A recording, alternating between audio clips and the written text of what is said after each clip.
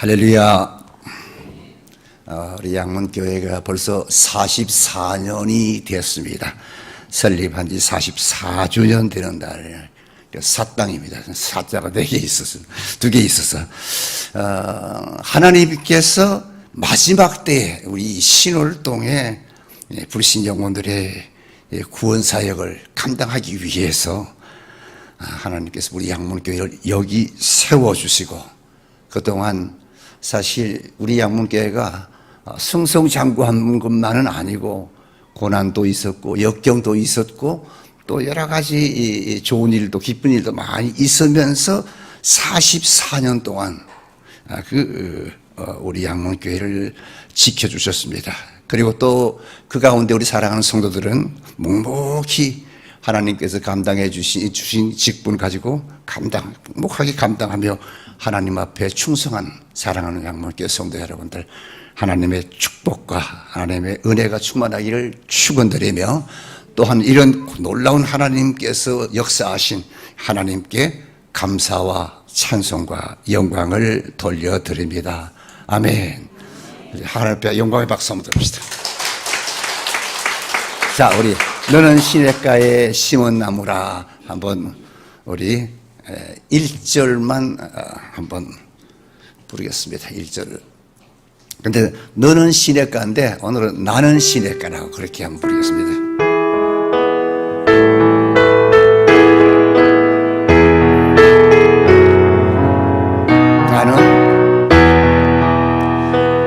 나는 시냇가에 심은 나무라. 하나님의 사랑 안에 믿음 뿌리 내리고 주의 뜻대로 항상 살리라. 나는 시냇가에 심은 나무라. 하나님의 사랑 안에 믿음 뿌리 내리고 주의 뜻대로 항상 살리라. 다시 하나님 앞에 영광이 돌립니다. 이 찬양이 참 여러분의 마음에도 아마 들고 마음에 참 감동을 주는 것 같습니다. 사실 우리 양문교회는 제가 제 나름대로 참 복을 받은 교회다 그런 생각을 하는데 아마 여러분도 같은 생각인 줄 믿습니다. 왜냐하면 우리 모두가 우리 양문교회를 내 몸과 같이 사랑하는 분들이기 때문에, 그래서 더욱 마음이 뿌듯합니다. 그래서 옆 사람과 한번 인사합시다. 우리 양문교회 사랑하시죠? 다시 한번, 양문교회 사랑하시죠? 진짜가 물어보세요. 진짜죠? 아니, 옆 사람하고 물어보라니까. 진짜지요? 얼마나 사랑해요? 하늘만큼? 땅만큼. 진짜 그런 사랑 하기를 축원합니다. 뭐 교회가 그렇게 사랑스럽고 교회에 오고 싶고 될 수 있으면 세상에 나오고 싶은 게 아니고 교회에 나오고 싶어. 그런 성도들이 여기 앉은 것 같아요. 하나님의 몸된 교회당 참 아름답기도 하지만은 저는 늘 교회에 올 때마다 마음의 포근함을 느끼고 안식을 느낍니다. 이 감동이 여러분에게도 있기를 주의 이름으로 축원합니다. 이 성전과 성도, 우리 성도들은 끊을래야 끊을 수가 없는 겁니다. 우리가 잘 아는 다윗을 보시기 바랍니다. 다윗은 그 아들 압살롬이 반란을 일으키지 않았습니까? 그래서 왕권을 뺏었습니다. 아버지한테서. 그때 하나님의 성전에서 추방을 당하거든요, 다윗이. 이 추방, 사실은 왕족 시인 다윗의 그 생애에서 가장 고통스러운 그런 경험 중에 하나입니다. 아들한테 왕자를 빼앗긴 것도 사실 분하지요. 근데 그보다 더한 것, 그는 이 다윗은 그 거룩한 이 도성을 떠날 때 굳이 그 슬픔을 성경에 보니까 감추지 않았다고 그랬습니다. 그 쉽게 말하면 떠나가면서 쫓겨가면서 펑펑 울었다 그 소리예요. 사무엘하 15장 30절에 보니까 이렇게 글을 썼습니다. 다윗이 감람산을 산 길로 올라갈 때 머리를 가리우고 맨발로 울며 가니라 그랬습니다. 여러분, 여기 다윗은 자기가 건설하고 자기가 가꾼 그 도성으로부터 자기 아들의 그 모반 때문에 쫓겨나서 궁중에서부터 멀리 쫓겨나서 지금 피난 가는데 가는 떨어지면서 멀리 떨어짐으로 하나님 앞에 쫓겨가면서 안타까워서 원통해서 운 것이 아니라 하나님의 성전에서부터 멀리 떨어져 가는 그것이 너무 안타까워서, 그래서 하나님 앞에 멀리 성전을 떠나니까 하나님 앞에 예배를 드릴 수 없다는 것, 성전에서 예배를 드릴 수 없다는 그 안타까움 때문에 울고 울면서 지금 피난을 가는 모습이 사무엘하 15장에 기록되어 있습니다.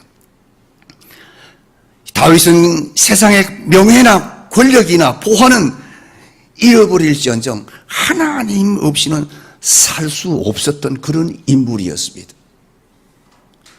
그래서 그는 성경 보니까 여러분, 그는 매일 평시에 늘 그는 성전 중심으로 살았습니다. 매일 성전에 올라갔습니다. 그리고 여호와 하나님을 찬양하고 예배하는 그런 인물이었습니다. 저 유명한 여러분 시편 84편을 여러분 알지 않습니까? 84편 1편 1절에 시인을 뭐라고 했는가 하면, 만군의 여호와여, 주의 장막이 어찌 그리 사랑스러운지요. 내 영혼이 여호와의 궁정을 사모하여 새약해졌습니다. 내 마음과 육체가 생존하시는 하나님께 부르짖습니다. 10절에 보니까 주의 궁정에서 한날이 다른 곳에서 첫날보다 나은, 왜냐하면 악인의 장막의 거함보다 내 하나님 문지기로 있는 것이 좋습니다. 성전에서 하루 동안 문지기로 있는 것이 더 좋다고 말합니다. 아멘입니다. 아멘. 여러분, 여호와의 궁전을 사모하는 이 시인의 연민, 다윗의 연민을 비록 자신의 영혼이 참새처럼 천해지고 휴식이 없다고 해도 그는 하나님 안에서 안식과 거처와 예배하기를 원했던 인물이, 그 고백이 바로 그렇습니다.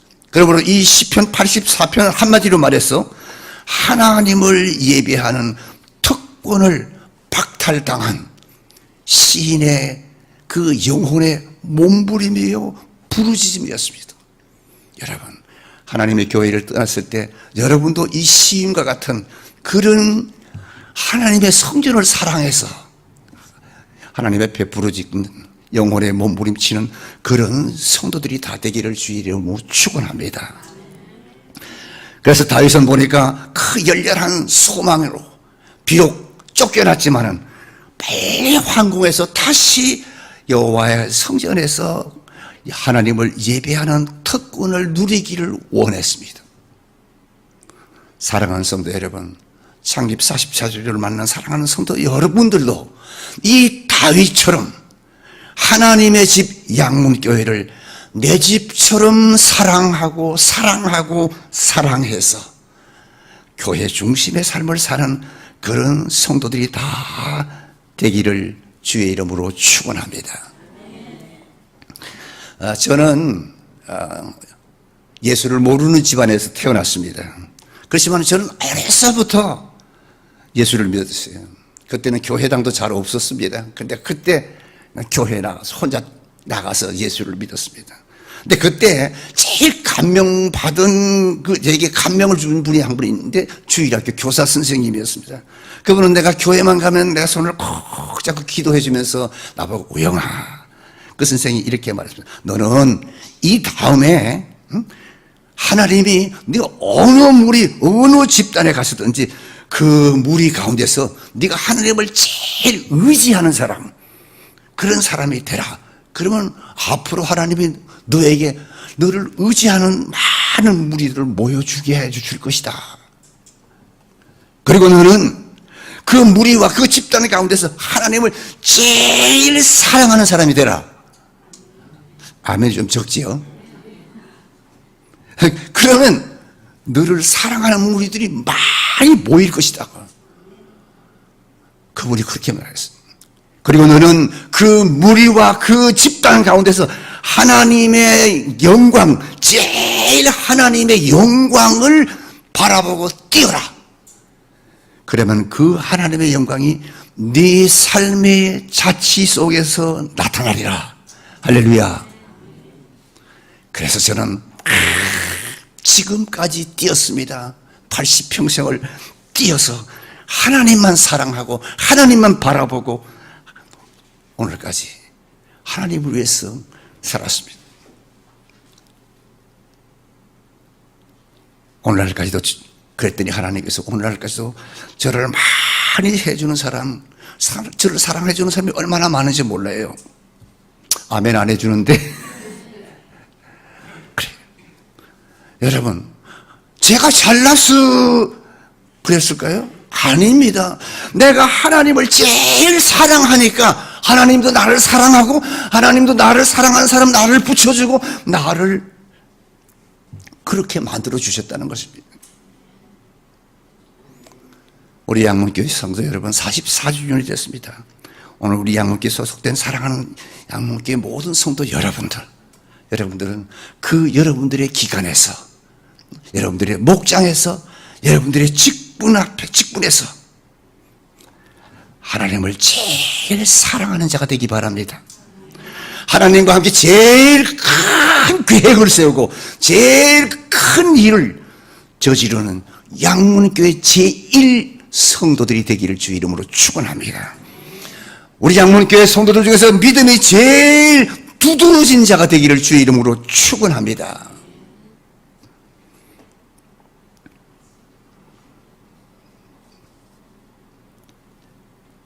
사랑하는 성도 여러분, 우리 양문교회를 하나님께서 축복해 주셨는데, 그래서 오늘 저는 이 본문을 생각했습니다. 오늘 본문에 보니까 오늘 본문은 나오는 이 남유다 백성들은 여러분, 이 남유다 백성들이 살고 있는 시대는 어떤 시대인가 하면 하나님의 말씀을 불순종하고 우상을 섬기다가 하나님의 진노로 바벨론에 침략을 당해가지고 패망했습니다. 그리고 노예로 끌려온 이민 3세들이었습니다. 그런데 그 포로된 유다 백성들을 하나님 앞으로 돌아오게 한 인물이 있는데 그 인물이 누구냐? 그 인물이 바로 오늘 본문에 나오는 그 느헤미야라고 하는 그런 인물입니다. 그래서 오늘 우리 느헤미야를 통해서 잠깐 우리가 오늘 은혜를 받고자 합니다. 근데 이 느헤미야는 어떤 인물인가? 느헤미야는 그 시대에 수많은 사람들 가운데 가장 위대한 인물로 하나님 앞에 쓰임을 받는 그런 인물이었습니다. 왜 그가 하나님 앞에 이렇게 위대하게 쓰임을 받을 수가 있었는가? 중요한 것은 그가 기도하는 사람이었기 때문입니다. 아멘. 느헤미야는 기도하는 사람입니다. 4절 보세요. 내가 이 말을 듣고 앉아서 울고 수일 동안 슬퍼하며 하늘의 하나님 앞에 금식하며 기도하며 가로되 그랬습니다. 여러분, 느헤미야를 보시기 바랍니다. 나라가 패망해서 황폐해졌다는 소식을 들었습니다. 지금은 포로지만은 두고 온 내 고향, 내 나라가 황폐해진다는 것입니다. 그 말을 듣고 아무에게 언언하지 않고 하나님 앞에 조용히 나가서 하나님, 이 민족을 다시 회복시켜 주시옵소서. 하나님의 나라, 하나님의 백성들 아닙니까? 하나님이 세우신 나라 아닙니까?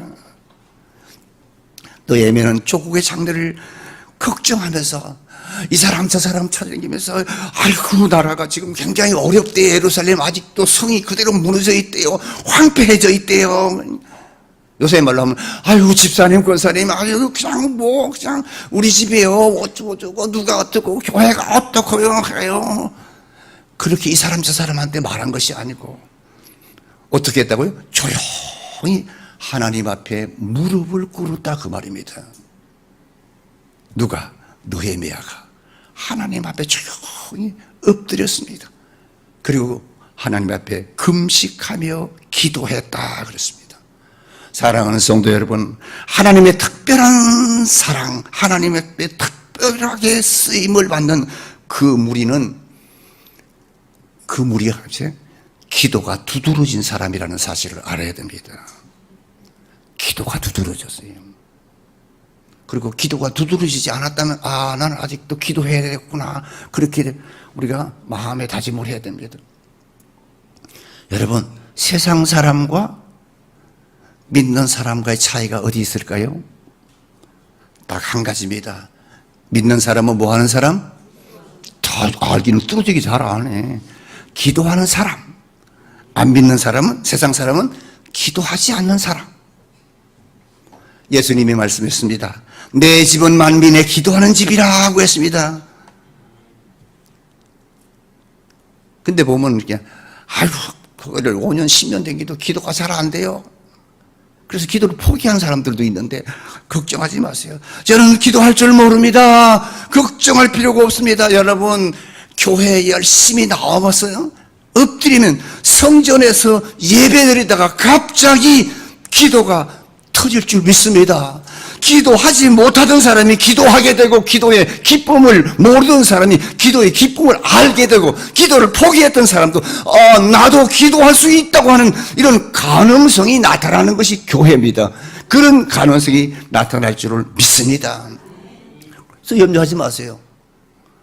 전혀 기도하지 않고 그냥 교회만 앉았던 사람도 갑자기 기도가 터질 줄 믿습니다. 그렇게 되는 거예요. 여러분 신앙이 뭡니까? 신앙은 기도입니다. 믿음이 뭡니까? 믿음은 기도입니다. 그러므로 믿음은 뭔가? 기도로부터 시작하는 것입니다. 그래서 내가 아직도 하나님을 붙들지 못하고 하나님에 대한 생각이 아직도 확신이 있지 않다면 우선 기도부터 붙들기를 축원합니다. 어떤 사람은 큰 믿음 갖기를 원합니다. 기도 외에는요 큰 믿음이 나타나지, 큰 능력이 나타나지 않습니다. 그래서 여러분 예수 믿고 아직도 기쁨이 없습니까? 기도하시기 바랍니다. 그러면 기쁨이 옵니다. 많은 사람이 기도의 기쁨과 효력과 가치를 잘 모르는 것이 문제입니다. 그래서 기도를 못하는 겁니다. 기도는 다른 말로 하면 기도는 기쁨이요 능력입니다. 기쁨이요 능력입니다. 초대교회와 현대교회의 사랑의 교회와의 성도의 차이가 뭐가 있습니까? 초대교회는 전혀 기도에 힘쓴 사람들이고 현대교회는 전혀 기도에 힘쓰지 않는 사람들입니다. 그래서 하나님 안녕, 이게 현대교회입니다. 또 세상 사람과 하나님의 사람과의 차이가 뭡니까? 당연하죠. 기도하는 사람과 기도하지 않는 사람이다. 그래서 여러분 이제부터 우리 양문교 성도는 기도에 힘쓰는 성도가 되기 바랍니다. 기도 어렵다고 그러는데요. 여러분 기도는 기도를 통해서 배웁니다. 아무리 심오한 신학도 여러분 기도를 가르쳐 주진 않습니다. 자, 기도 따라 하세요. 하나님 아버지. 아니에요. 기도는 자꾸 해야 됩니다. 그래서 기도가 내 몸에 익어야 됩니다. 새벽 4시만 되면 빨딱 일어나서 기도하면 몸에 익으면 왜 힘들겠습니까? 처음부터 매일 새벽에 나오기는 힘들지요.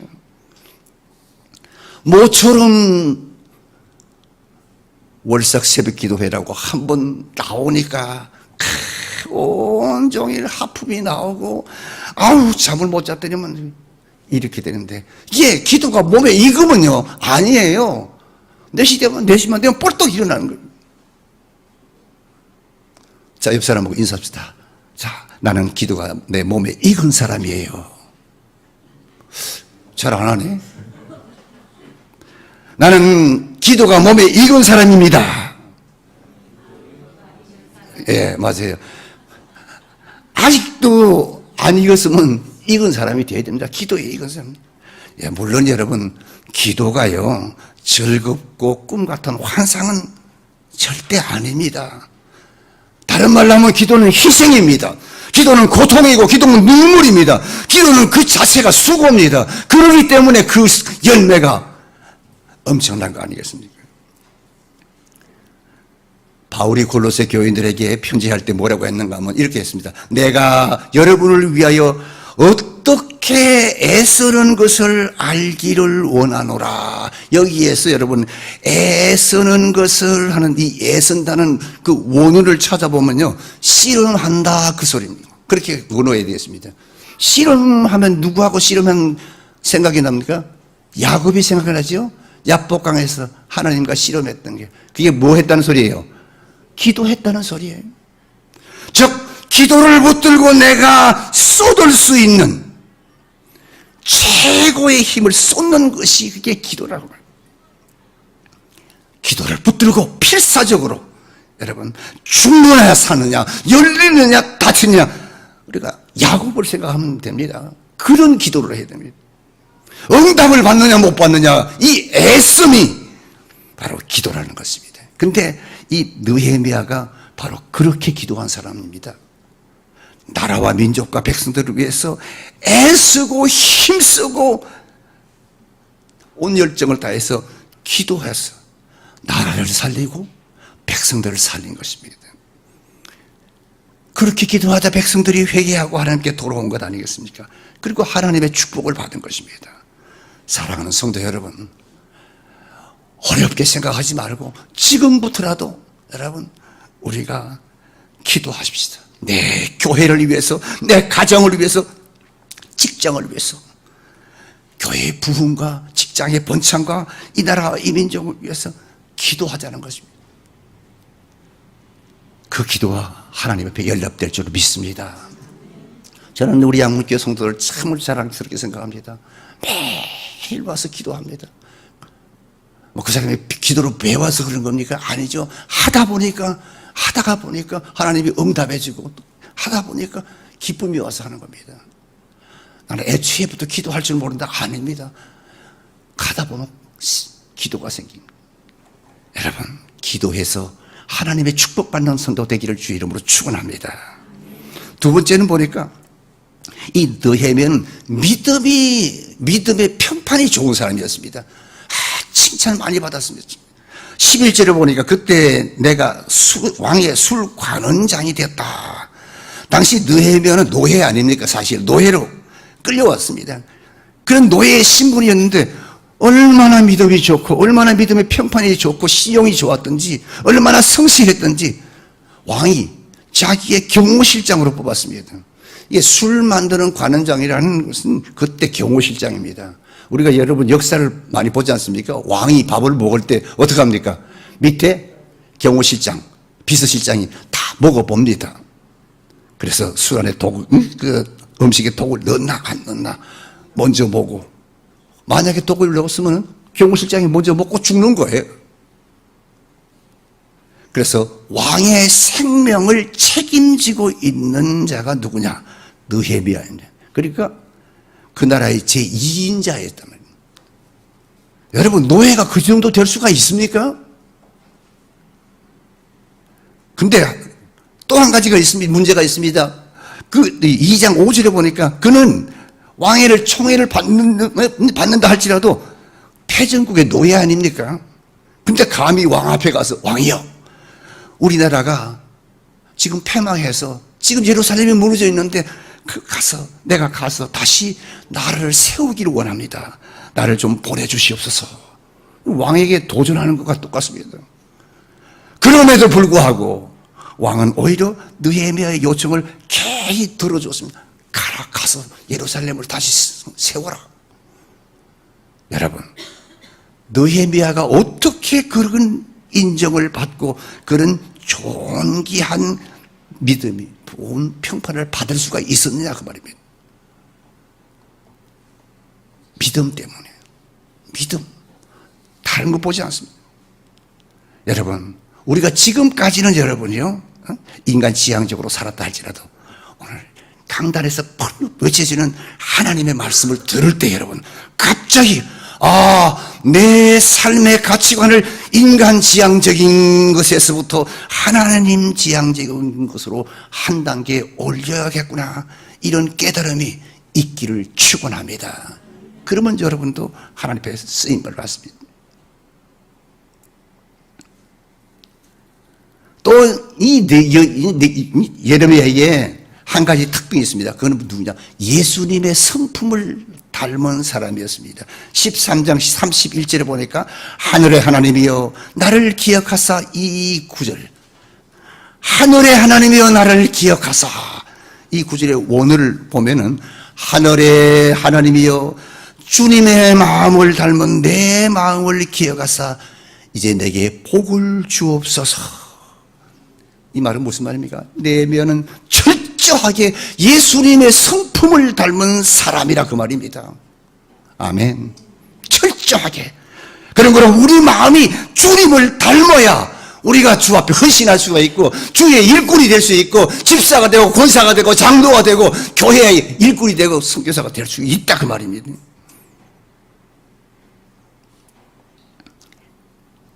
주님을 닮아야 됩니다. 여러분, 내가 나를 닮는 것은 그건 아무것도 아닙니다. 그게 무슨 신앙입니까? 아니야. 그리스도를 닮는 것이 신앙입니다. 아멘.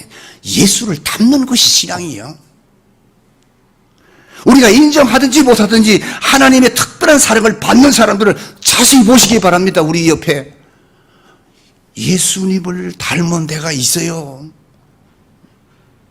얼굴이 닮은 것을 말하는 것이 아닙니다.